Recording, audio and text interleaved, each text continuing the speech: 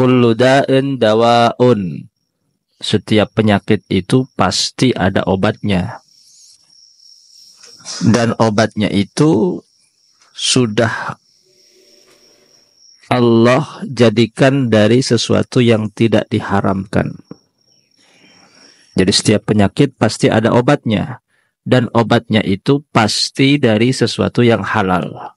Allah tidak menjadikan obat dari penyakit kalian di dalam sesuatu yang diharamkan oleh Allah Subhanahu wa ta'ala. Walaupun sesuatu yang haram itu bisa mengobati, tetapi bukan berarti barang atau sesuatu yang halal itu tidak bisa mengobati penyakit. Jadi kalau ada pilihan, ada dua pilihan obat, ada obat yang halal, bahan komposisinya dari bahan-bahan yang halal, ada obat yang haram, maka pilihlah obat yang halal. Innallaha lam yaj'al shifa'akum fima harrama alaikum. Allah tidak menjadikan syifa'akum, kesembuhan kalian dari penyakit kalian itu di dalam sesuatu yang diharamkan oleh Allah Subhanahu wa ta'ala. Kalaupun orang yang sakit bisa sembuh dengan obat yang haram, tubuhnya dia sehat tetapi hatinya yang sakit. Makanya dikatakan orang yang mengobati penyakitnya dengan obat yang haram itu ibarat kasa'in fi izalati saqamil badan bisaqamil qalbi. Seperti orang yang berusaha untuk menyembuhkan penyakit badannya, penyakit jasmaninya, tapi dia sa'in bisaqamil qalbi. Kalau yang dimasukkan itu adalah obat yang haram, penyakitnya sembuh, tetapi hatinya yang sakit. Jadi mengganti penyakit zahir dengan penyakit batin. Itu kalau orang berobat dengan obat yang haram. Hadis ini diceritakan an Ummi Salamah, daripada Ummu Salamah. Suatu ketika Ummu Salamah itu mengatakan, nabastu nabidzan fi kuzin. Kata Ummu Salamah, satu ketika aku sedang membuat obat yang bahannya itu dicampur dengan anggur, dengan minuman keras yang terbuat dari anggur. Itu yang disebut dengan nabidz. Fi kuzin, di wadah panci. Jadi Ummu Salamah satu ketika membuat racikan obat yang bahannya itu dari minuman keras yang terbuat dari anggur. Lalu kemudian fadakhala Rasulullah. Ketika Ummu Salamah itu adalah salah satu istri daripada baginda Nabi besar Muhammad sallallahu alaihi wasallam. Ketika Ummu Salamah sedang membuat racikan obat yang bahannya terbuat dari minuman keras anggur, tiba-tiba Rasulullah masuk. Dakhala Rasulullah. Tiba-tiba Rasulullah masuk dan melihat Ummu Salamah sedang membuat racikan obat yang bahannya terbuat dari sesuatu yang haram, yaitu miras atau minuman keras. Faqala ma hadha. Kata Rasulullah, wahai Ummu Salamah, ini apa? Kamu sedang buat apa? Qultu. Lalu kemudian Ummu Salamah menjawab, ishtakat ibnatun li fasana'tu hadha. Ya Rasulullah, ishtakat ibnatun li, anak atau putri saya sedang sakit. Ishtakat, nangis terus, nggak bisa tidur, ngadu terus. Fasana'tu hadha, maka aku buatkan racikan obat ini dari minuman keras yang terbuat dari anggur. Lalu kemudian Rasulullah mengatakan innallaha ta'ala lam yaj'al shifa'akum fima harrama alaikum. Wahai Ummu Salamah, sesungguhnya Allah tidak menjadikan kesembuhan kalian itu dari sesuatu yang diharamkan oleh Allah Subhanahu wa taala. Artinya pesannya, kalau kamu ingin sembuh atau kalau kamu ingin meracik obat, maka carilah dari bahan-bahan yang halal. Jangan cari obat dari bahan-bahan yang haram. Kalaupun sembuh, tubuhnya yang sembuh tapi hatinya yang sakit. Sa'in fi izalati saqamil badan bisaqamil qalbi. Karena hati itu menjadi sakit ketika ada sesuatu yang haram yang masuk ke tubuh seseorang.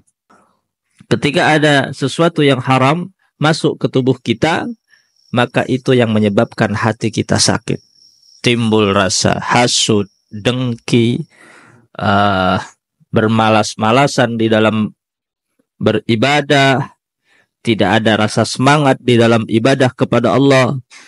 Itu orang kalau hatinya sedang sakit. Salah satu penyebabnya adalah karena kemasukan sesuatu yang haram. Walaupun itu dalam rangka untuk mengobati penyakitnya, maka carilah obat daripada bahan-bahan yang halal.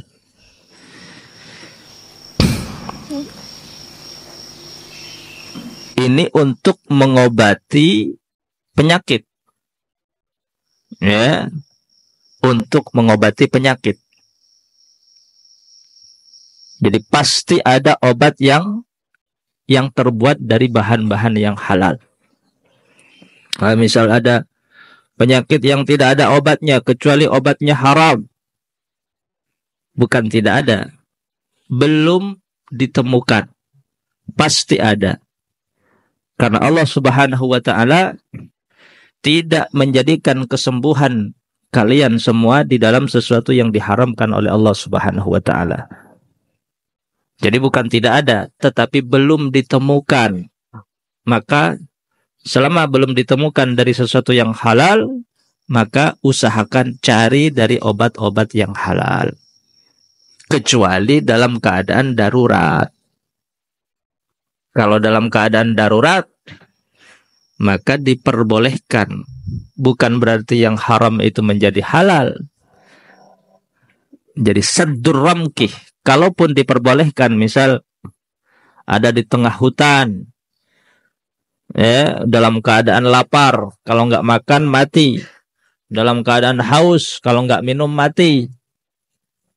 Tidak ada makanan kecuali babi misal, atau anjing, atau tidak ada kecuali kencing. Maka diminum nggak apa-apa. Dimakan. Tapi seukuran hanya menutupi saddur ramki. Sekira dia mampu dan bisa bertahan hidup. Tidak sampai kenyang. Kalaupun dia diperbolehkan untuk makan sesuatu yang haram, tidak diperbolehkan melebihi daripada saddur ramki.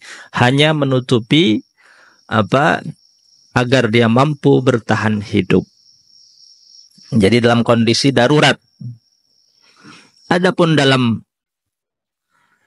situasi atau kondisi yang bukan darurat, hanya kekhawatiran dan ketakutan, takut kena sihir, takut kena ini, jangan sampai minum sesuatu yang haram, yang najis, ya, yang najis.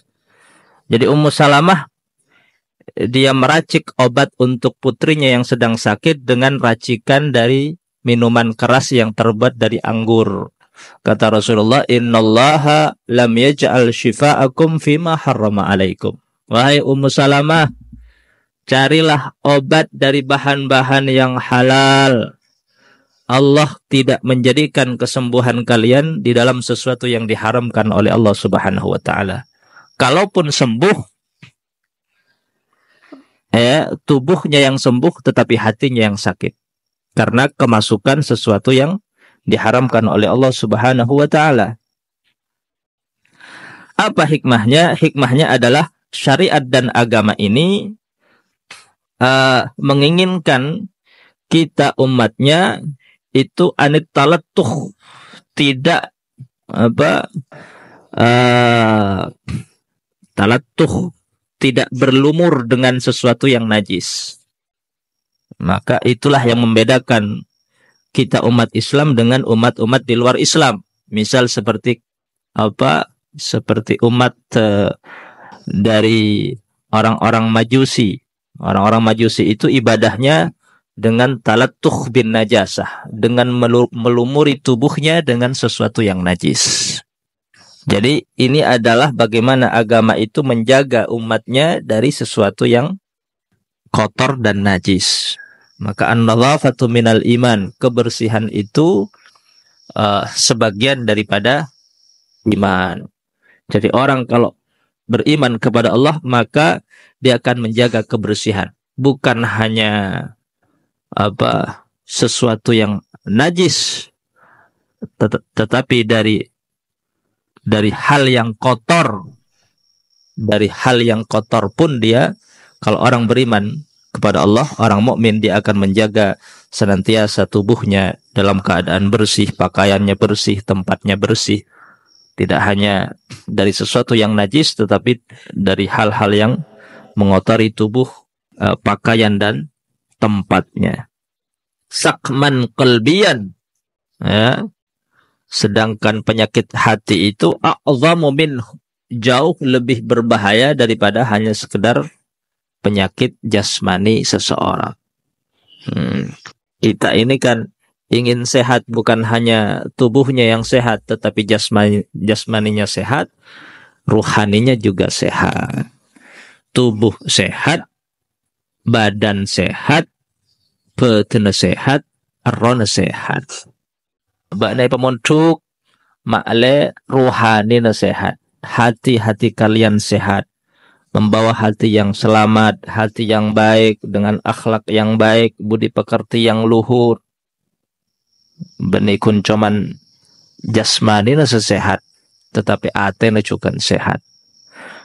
Man ate sehat, maka dialah yang hanya kelak akan selamat di hadapan Allah Subhanahu wa taala. Illa man atallah biqalbin salim.